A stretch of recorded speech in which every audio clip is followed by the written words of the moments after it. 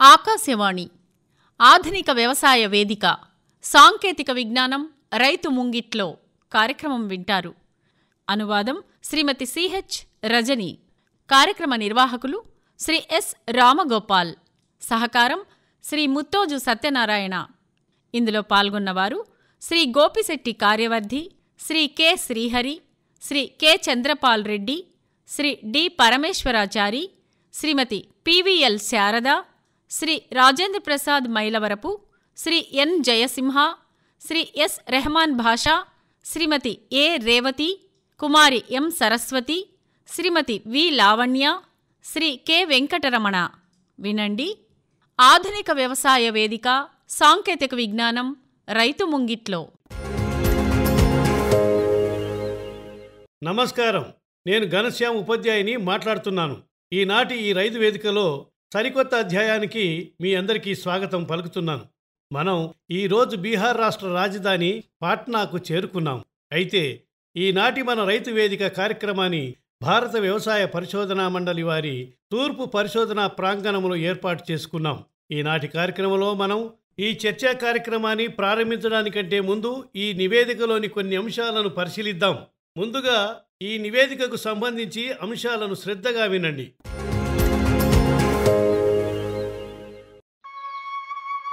రబీ కాలంలో పండించే పంటలలో గోధుమ, ఆవాల పంటలు, అలాగే పప్పుధాన్యాలు, మొక్కజొన్న, టమాటా, శనగలు, బఠానీ, బీన్స్, ఫ్రెంచ్ బీన్స్, ఈ పంటలన్నీ రబీ కాలంలో పండించే పంటలు. అయితే పండించే పంటలు ఏమైనా వాటిని కీటకాలు తప్పకుండా ఆశిస్తాయి. వీటిని అరికట్టడానికి దేశంలో ఉన్న వివిధ వ్యవసాయ పరిశోధనా సంస్థలు నిరంతరం కృషి చేస్తూనే ఉన్నాయి. గోధుమ పంటకి చెదపురుగులు తీవ్రమైన నష్టాన్ని కలుగజేస్తాయి. వేర్లను గుల్లగా మార్చడం, మొక్కలు వాడిపోవడం, చనిపోయిన మొక్కలపై వాటి యొక్క అవశేషాలను అలాగే మిగల్చడం, ఇటువంటి కారణాల వల్ల ఆ చెదపురుగుల తాకిడితో దాదాపు 25 నుంచి 30% వరకు పంట దిగుబడిని నష్టపోవడం జరుగుతుంది. దీని నివారణ కోసం పంటను దున్నిన కొన్ని రోజుల తర్వాత 1 హెక్టారుకు 3 లీటర్ల క్లోరోఫ్లైరోఫాస్ను మట్టిలో కలిపి ఉంచుకోవాలి. అలాగే గోధుమ పంటలో కీటకాల నివారణ కోసం హిమదాగ్లోబిన్ను ఉపయోగించాలి. అదేవిధంగా ఆవాల పంట కోసం ఇందులో రసం పీల్చు పురుగుల నివారణ కోసం మంచి మేలైన రకాలను ఎంపిక చేసుకోవాలి. పంటను తొందరగా విత్తుకోవాలి. పంటను ఆశించే కీటకాల తాకిడిని అరికట్టడానికి ఎల్లో స్టిక్కీ ట్రాప్స్ను ఉపయోగించాలి. ఇక టమాటా పంటను ఎక్కువగా కాయతొలిచే పురుగు ఆశిస్తుంది. దీన్ని అరికట్టడానికి 4% వేపగింజల కషాయాన్ని 15 రోజుల వ్యవధిలో ఉపయోగించాలి. ఇక ఈ పంటలో తెల్లదోమ కనిపిస్తే ప్రతి లీటర్ నీటికి 1.5 మిల్లీలీటర్ల రోబోర్ని, అలాగే ఇమిడాక్లోప్రిడ్ 1 మిల్లీలీటర్ ప్రతి లీటర్ నీటికి కలిపి పిచికారీ చేయాలి. బఠానీ పంట విషయానికి వస్తే ప్రతి లీటర్ నీటికి 2 మిల్లీలీటర్ల రోబోర్ని కలిపి బఠానీ ఆకులు నునుపుగా ఉండడం మూలంగా మనం పిచికారీ చేసే మందులు వాటికి అంటుకోవు. అందుగురించి ఈ ద్రావణంలో సబ్బును కానీ 0.5 మిల్లీలీటర్ల శాండోవిట్ని కానీ ప్రతి లీటర్కి కలిపి పిచికారీ చేయాలి. ఇక ఆకుతొల్చే పురుగు నియంత్రణ కోసం ప్రతి లీటర్కి 6.87 కిలోగ్రాముల పురడాన్ 3Gని ప్రతి హెక్టార్ నేలకి ఉపయోగించాలి. ఇక కాయతొలిచే పురుగు నివారణ కోసం సేంద్రియ పురుగు మందు డెల్ఫిన్ను ప్రతి లీటర్ నీటికి 1 గ్రామ్ మందును కలిపి పిచికారీ చేయాలి. ఇలా సమయానుకూలంగా తగు జాగ్రత్తలు, శాస్త్రవేత్తల సలహాల మేరకు చర్యలు చేపట్టినట్లయితే మనకు ఆయా పంటలలో మంచి దిగుబడితో పాటు నాణ్యమైన పంట చేతికందుతుంది.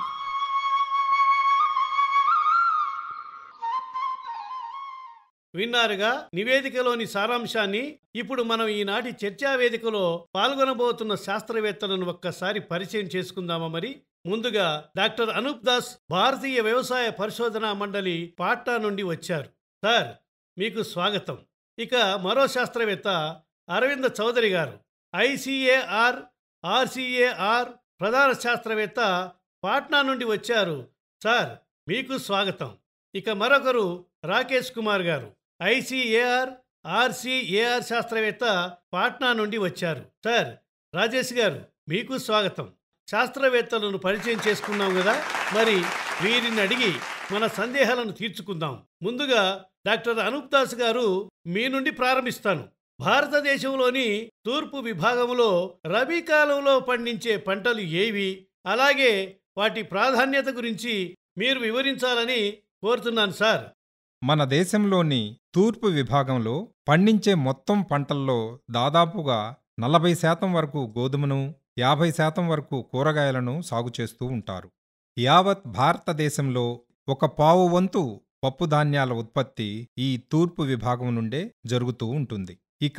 ఇక్కడ బీహార్ విషయానికొస్తే దాదాపు 4 లక్షల హెక్టార్లలో పప్పుధాన్యాల పంటలను పండించడం జరుగుతుంది. ఇందులో 50% వరకు రబీ కాలంలో సాగవుతుంది. దాదాపుగా 1,01,000 ఎకరాలలో నూనె గింజల పంటలు సాగు చేస్తూ ఉంటారు. ఇక్కడ మనతో పాటు రైతు అజయ్ కుమార్ పాండే గారు ఉన్నారు. పాండే గారు, మీ ప్రశ్న ఏంటో అందరి సమక్షంలో అడగండి. మేము ఎక్కువగా ధాన్యాలు, గోధుమలు పండిస్తూ ఉంటాం. అయితే మాకు వీటి దిగుబడి అధికంగా వచ్చినట్లు ఎలా చేసుకోవాలో చెప్పండి. రైతుల్లో కొంతమంది దీర్ఘకాలికంగా ధాన్యాల పంటలు పండించడం జరుగుతుంది. అలా దీర్ఘకాలికంగా పంటలను పెట్టడం వల్ల, ఉదాహరణకి గోధుమలు పెడితే అది విత్తుకోవడం ఆలస్యం అవుతుంది. ఇది ప్రధానమైన కారణం.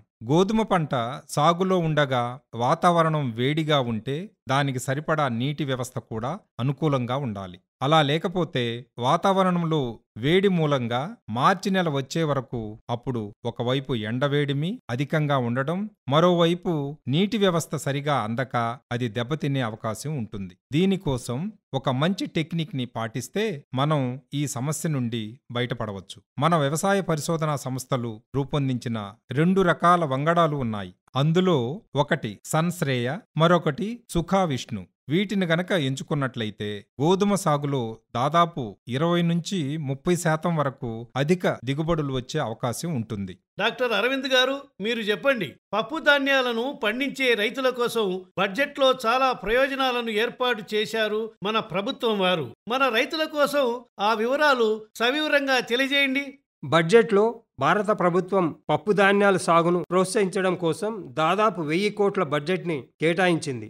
ఇప్పటి వరకు పప్పుధాన్యాలను ఇతర దేశాల నుండి దిగుమతి చేసుకుంటున్నామో వాటిని నివారించే నిమిత్తం ఆయా పప్పుధాన్యాలను సాగు చేసే రైతులకు ప్రోత్సాహకాలందించడానికి తగిన గిట్టుబాటు ధరలను కల్పించడంతో పాటు ఆయా పంటల విలువ సామర్థ్యాన్ని పెంచడానికి ప్రభుత్వం కృషి చేస్తుంది.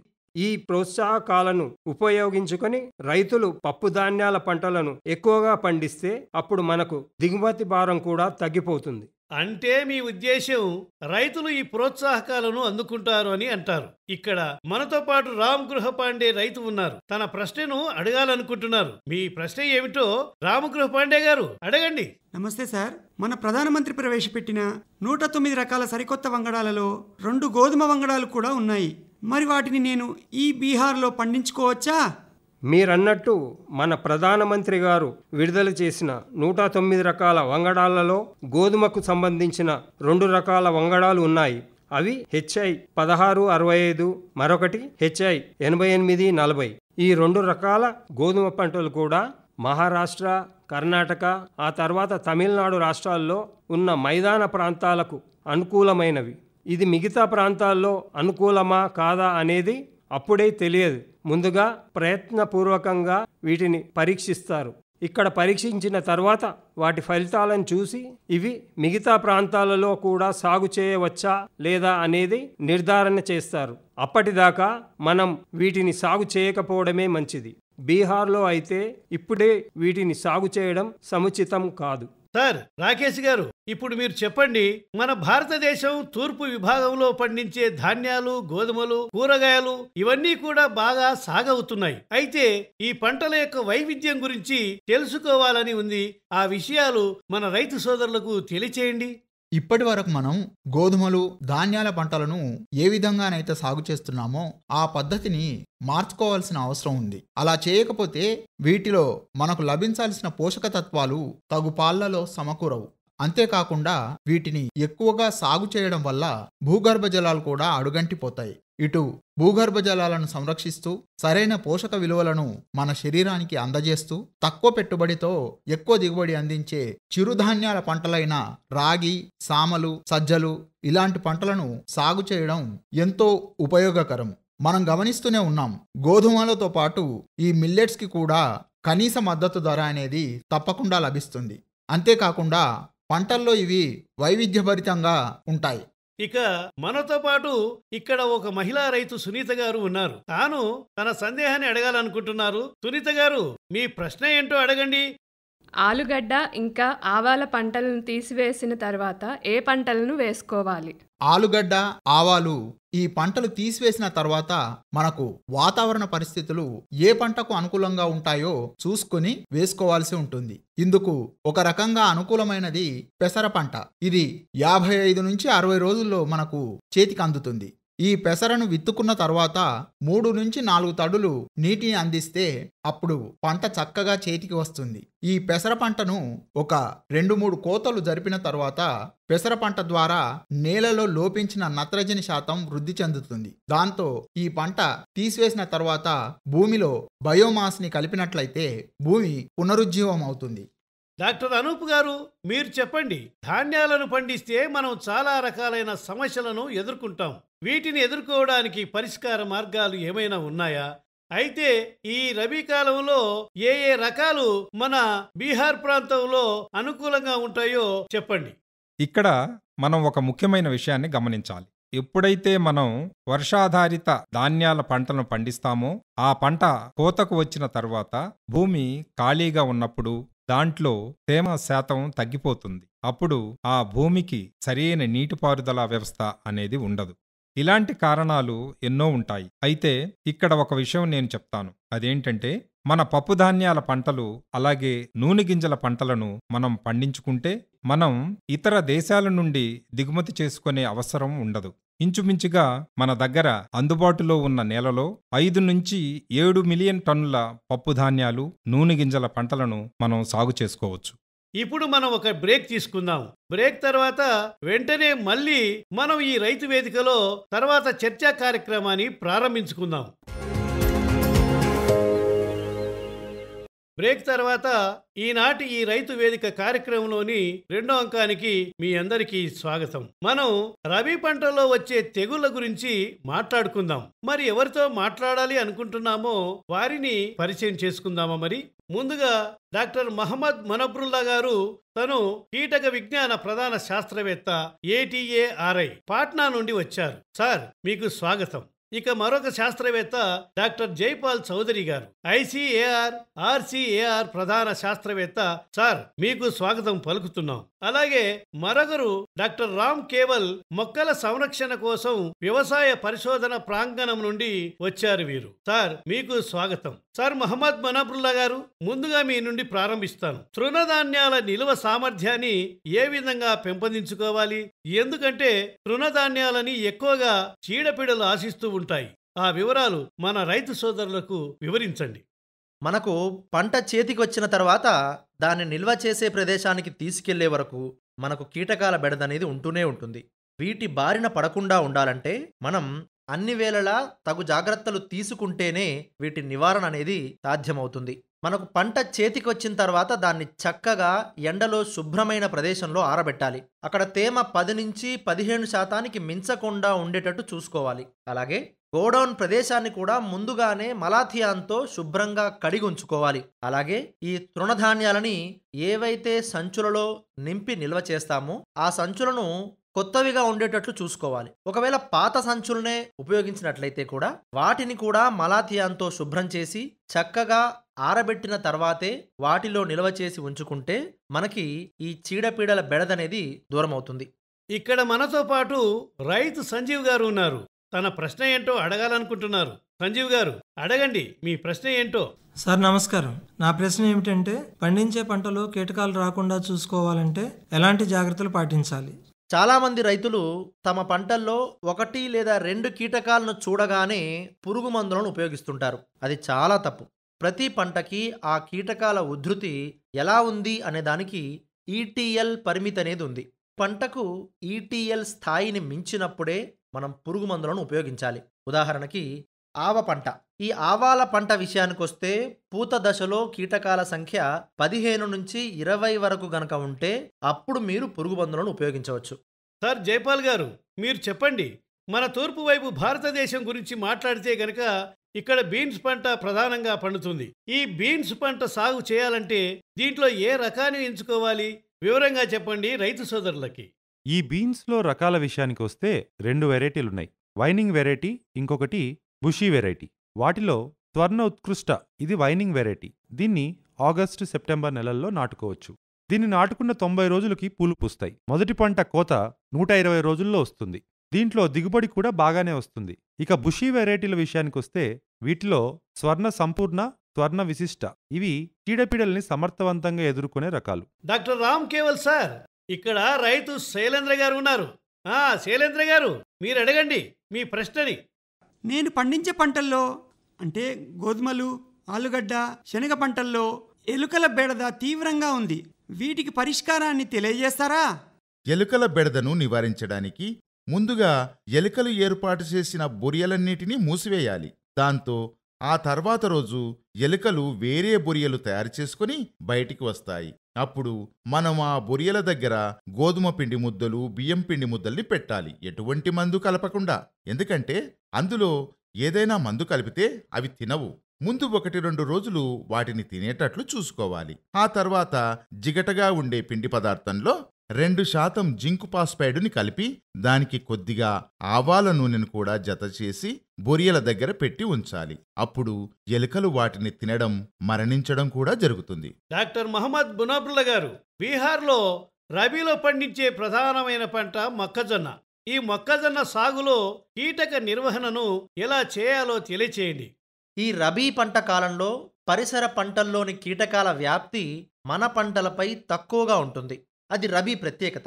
ఈ మధ్య ఫాల్ ఆర్మీ వార్మ్ వ్యాప్తి ఈ రోజుల్లో మనం బీహార్లో చూస్తూ ఉన్నాం. ఇది అమెరికా నుంచి వచ్చిన కీటకం. అయినా ఇది పాతదేం కాదు. దీంట్లో ఒక ప్రధానమైన విషయం ఏంటంటే ఈ పురుగు తిండి కోసం ఒక్క రాత్రికి 100 కిలోమీటర్ల దూరం కూడా ప్రయాణం చేస్తుంది. దీని జాతి వ్యాప్తి ఎలా ఉంటుందంటే ఆడపురుగు ఇంచుమించు 800 నుంచి 1000 గుడ్ల వరకు పెడుతుంది. వీటి నుండి మనం జాగ్రత్తగా ఉండాలంటే వారంలో 3-4 రోజులు మనం పంటను శ్రద్ధగా గమనిస్తూ ఉండాలి. ఇది పంట కోసం చాలా జాగ్రత్తగా నిర్వహించవలసిన ఒక విధి. అయితే మొక్కజొన్నలో ఎక్కువగా ఇబ్బంది పెట్టే కట్వామ్, ఇది మొలకెత్తిన మొలకల్ని వాటి భూమి ఉపరితలం మొదట్లోనే తుంచివేస్తుంది. ఇక మరోటి చెదపురుగుల ఉధృతి. అయితే వీటన్నింటినీ ఒక్కొక్కటిగా చూస్తే కనుక రైతులకు చాలా ఎక్కువ ఖర్చు అవుతుంది. అందుకే సమగ్ర సస్యరక్షణ చర్యలు చేపట్టినట్లయితే రైతులకు అది అనుకూలంగా ఉంటుంది. రైతులు మొక్కజొన్న పంటను గనక పెడితే ముందుగా దున్నేప్పుడే బాగా శ్రద్ధగా దున్నడంతో పాటు చాలా లోతుగా కూడా దున్నాలి. ఇలా చేయడం వల్ల భూమి లోపల ఉన్న ఫాల్ ఆర్మీ వార్మ్ ఎండ తాకిడికి, ఆ వేడిమికి చనిపోవడం జరుగుతుంది. ఒకవేళ ఇది ఆ తర్వాత కూడా పంట ఎదుగుతున్నప్పుడు దాని ఉధృతి ఉన్నట్టు గమనించినట్లయితే వీటిపైన సేంద్రియ పురుగు మందులు అంటే వేప కషాయాలు లాంటివి ప్రయోగించాలి. డాక్టర్ రామ్ కేవల్ గారు, ఆవాల పంటను ఆశించే కీటకాల నివారణ గురించి తెలియజేస్తారా? నా సూచన ఏమిటంటే మీరు ఎప్పుడు కూడా ఆవాల పంటని 15 అక్టోబర్ నుంచి నవంబర్ 20 వరకు నాటండి. ఇలా గనక చేస్తే నేను గ్యారంటీగా చెప్తాను, దానికి చీడపీడల బాధ ఉండదు.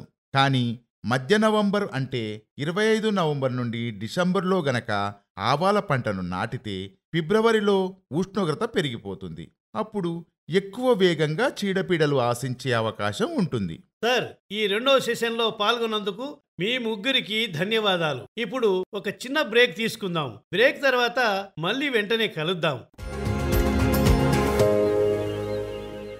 రైతు సోదరులకు 3వ అంకానికి స్వాగతం. ఈ అంకంలో మనం మాట్లాడుకోబోయే విషయం ఏమిటంటే రబీ పంటల్లో పంటలకు వచ్చే వ్యాధులు, అలాగే కలుపు మొక్కల గురించి చర్చించుకుందాం. మరి ఈ సెషన్లో పాల్గొనబోయే శాస్త్రవేత్తలను మనం పరిచయం చేసుకోవాలి కదా. ముందుగా డాక్టర్ సంజీవ్ కుమార్, HOD పంట పరిశోధకుడు, ICAR RCAR పాట్నా నుండి వచ్చారు. సార్, మీకు స్వాగతం. ఇక మరొకరు డాక్టర్ అభిషేక్ కుమార్ గారు, శాస్త్రవేత్త, ICAR RCAR పాట్నా నుండి వచ్చారు. సార్, మీకు స్వాగతం. ఇక ఇంకొకరు డాక్టర్ కుమారి శుభ గారు, వీరు శాస్త్రవేత్త, కూరగాయల సాగు నిపుణురాలు. మేడం, మీకు స్వాగతం.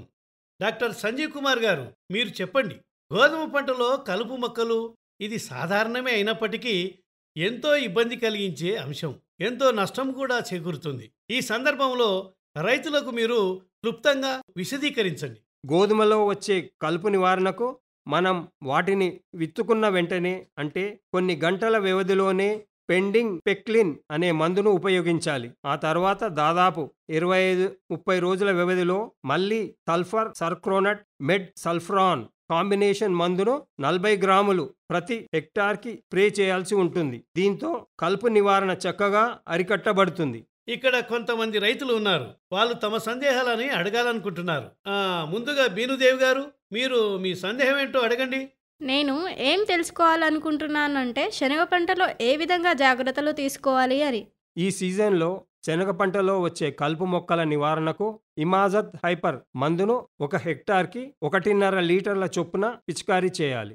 డాక్టర్ అభిషేక్ గారు, మరోసారి నమస్కారం. శనగలు అలాగే ఎర్ర కందిపప్పు పంటల్లో వచ్చే వ్యాధుల నివారణకు చక్కటి పరిష్కారం గురించి మీరు మన రైతు సోదరులకు వివరించండి. ఈ 2 పంటల్లో వచ్చే వ్యాధుల నివారణకు మనం 4 అంశాలలో శ్రద్ధ వహించాలి. అవేమిటంటే, మొదటిది నాణ్యమైన రకాలను ఎంచుకోవడం, తర్వాత విత్తన చికిత్స చేయడం, అలాగే నేల చికిత్స, ఇక 4వది పంట మార్పిడి. ఈ పద్ధతిని అవలంబించడం వల్ల పంటలో వచ్చే వ్యాధులను సమగ్రంగా నివారించుకోవచ్చు. ఇక రకాల విషయానికి వస్తే, ఎర్ర కందిపప్పు కోసం IPL 220 రకాన్ని, శనగల కోసం స్వర్ణలక్ష్మి రకాన్ని ఎంపిక చేసుకోవాలి. ఈ 2 కూడా వ్యాధులను సమర్థవంతంగా తట్టుకోగలిగే రకాలు. ఇక విత్తనాల చికిత్స గురించి అయితే ట్రైకోడర్మాన్ని వాడుకోవాలి. ఇంకా రసాయనాలు కార్బండెంజిమ్, కార్బాక్సిన్, ఇంకా థైరామ్ మిక్సర్ని ఉపయోగించి విత్తన శుద్ధి చేసుకోవాలి. తర్వాత నేల చికిత్స, ఇది ఎంతో ప్రధానమైనది. ఎందుకంటే వ్యాధులు వచ్చే అవకాశం ఎక్కువగా నేల నుండే మొదలవుతుంది కాబట్టి నేలను ప్రక్షాళన చేసుకోవాలి. ట్రైకోడర్మాని ఆవు పేడతో కలిపి మట్టిలో కలుపుకోవాలి. ఇది నేలలో కలిపినప్పుడు తేమగా ఉండేటట్టు చూసుకోవాలి. ఇలా చేయడం వల్ల పంటల్లో వచ్చే వ్యాధులను సమర్థవంతంగా అరికట్టవచ్చు. ఇక్కడ రైతు రాజేంద్ర గారు ఉన్నారు, తాను ఏం అడగాలనుకుంటున్నారో చూద్దాం. రాజేంద్ర గారు, అడగండి. సార్, నేను తెలుసుకోవాలనుకుంటున్నాను, పంటల్లో రోగ నివారణ కోసం రసాయనాలతో పాటు ఇంకా వేటిని ఉపయోగించుకోవాలి? ఇందుకోసం చాలా పద్ధతులున్నాయి. ఇందులో మొదటిది రెసిస్టెంట్ వెరైటీ, దీన్ని ఉపయోగించండి.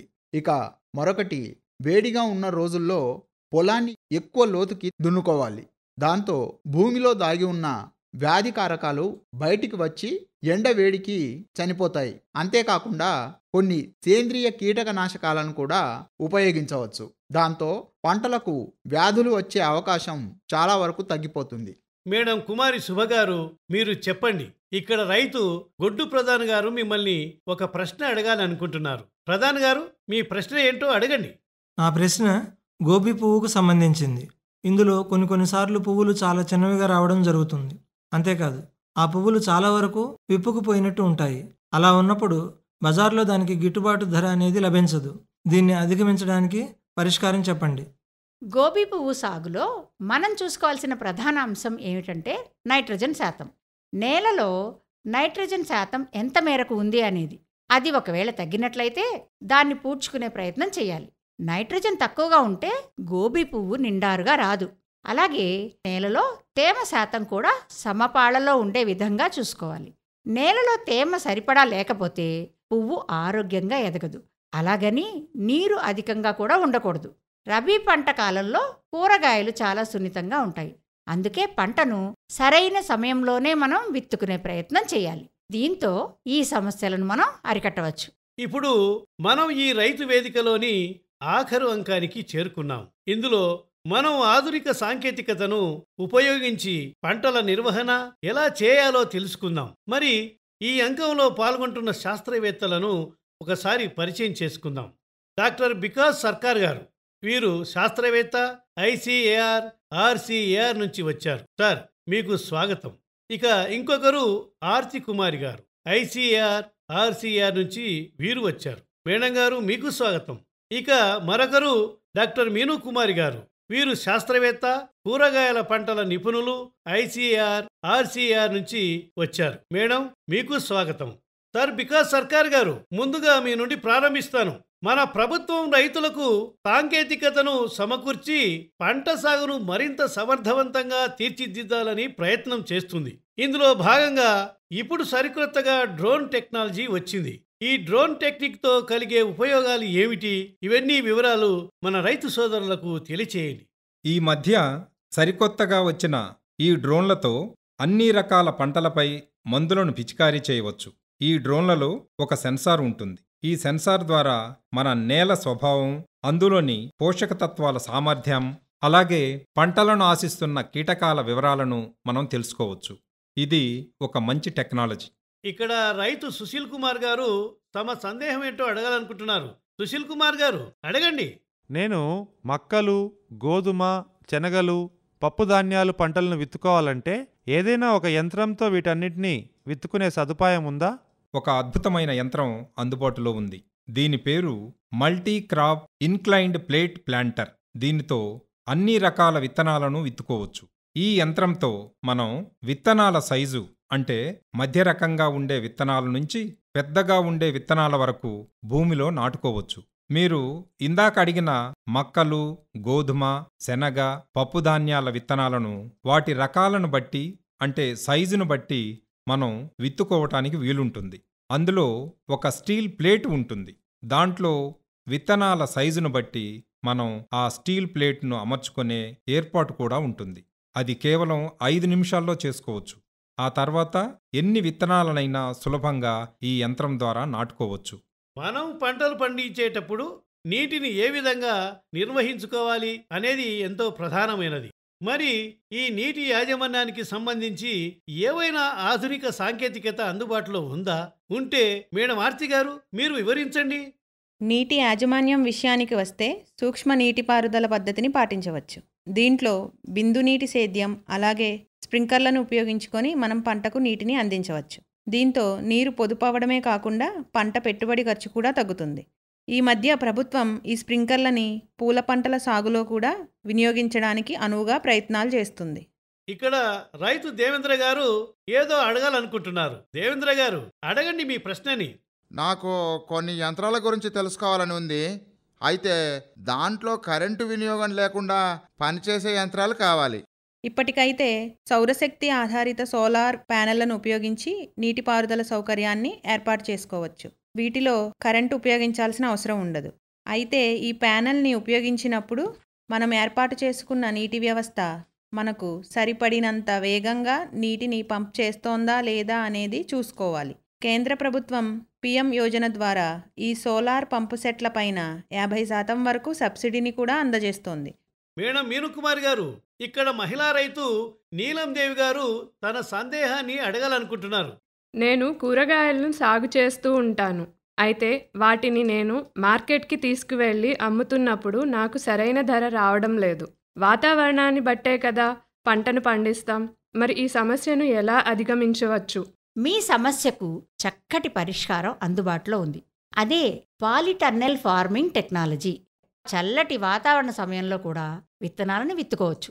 దీంట్లో ఏం చెయ్యాలంటే పారదర్శకంగా ఉండే పాలిథిన్ షీట్లను తీసుకొచ్చి మనకు స్థానికంగా అందుబాటులో ఉన్న వస్తువులతోనే ఒక టన్నెల్ మాదిరి ఆకారాన్ని మనం మన భూమిలో ఏర్పాటు చేసుకుంటే అప్పుడు మనకు అక్కడి వేడి వాతావరణం అందుబాటులోకి వస్తుంది. దాదాపు 10 నుంచి 15 డిగ్రీల సెంటీగ్రేడ్ ఉష్ణోగ్రత అధికంగా ఉంటుంది. అప్పుడు మనం చక్కగా విత్తనాలను విత్తుకోవడానికి అవకాశం ఉంటుంది. ఈ సౌకర్యాన్ని ఉపయోగించుకొని మనం కూరగాయల విత్తనాలను నాటుకున్నట్లయితే మంచి వాతావరణంలో నాణ్యమైన పంట చేతికి వస్తుంది. ఈ ముగ్గురి శాస్త్రవేత్తలకు మనందరము ధన్యవాదాలు తెలియజేస్తాం. ఈ సెషన్లో మన సందేహాలకు పరిష్కారాలు చూపినందుకు ఈనాటి రైతు వేదిక కార్యక్రమాన్ని ఇంతటితో ముగించుకుందాం. తప్పట్లతో వీరికి ధన్యవాదాలు తెలియజేస్తాం. ఇంతవరకు మీరు ఆధునిక వ్యవసాయ వేదిక సాంకేతిక విజ్ఞానం రైతు ముంగిట్లో కార్యక్రమం విన్నారు. అనువాదం శ్రీమతి సిహెచ్ రజని. కార్యక్రమ నిర్వాహకులు శ్రీ ఎస్ రామగోపాల్. సహకారం శ్రీ ముత్తోజు సత్యనారాయణ. ఇందులో పాల్గొన్నవారు Shri Gopishetti Karyavardhi, Shri K Srihari, Shri K Chandrapal Reddy, Shri D Parameswarachari, Shrimati PVL Sharada, Shri Rajendra Prasad Mylavarapu, Shri N Jayasimha, Shri S Rehman Basha, Shrimati A Revathi, Kumari M Saraswathi, Shrimati V Lavanya, Shri K Venkataramana.